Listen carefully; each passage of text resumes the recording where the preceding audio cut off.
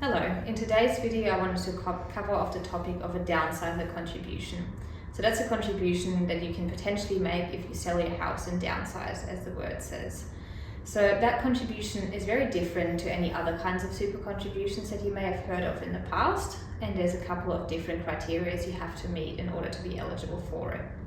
So the main ones are you have to be at least age 55, but there's no maximum age. You have to make the contribution within 90 days of settlement of the house. So 90 days from when the house was sold, you get to make that contribution.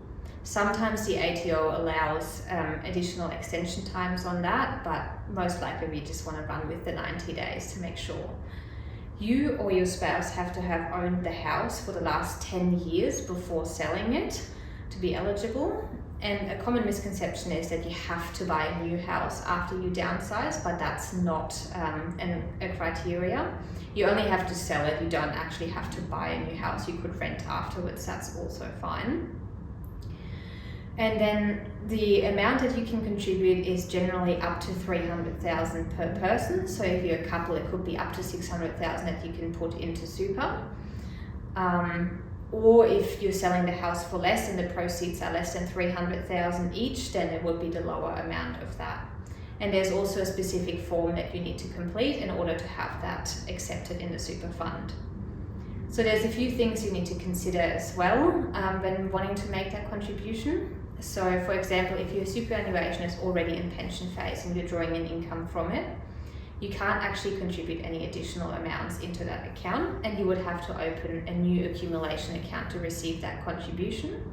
And then afterwards we could look into consolidating the two accounts back into one. It can also impact Centrelink. So if you're currently eligible for Centrelink, that may impact it. So the house doesn't form part of the income and assets test for Centrelink, for example, for the age pension. But if you sell it and then you use that money to put into super and increase your balance, that then forms part of the assessable amounts for Centrelink. So when they run their tests again, it is likely that you may reduce your entitlements or potentially lose them entirely.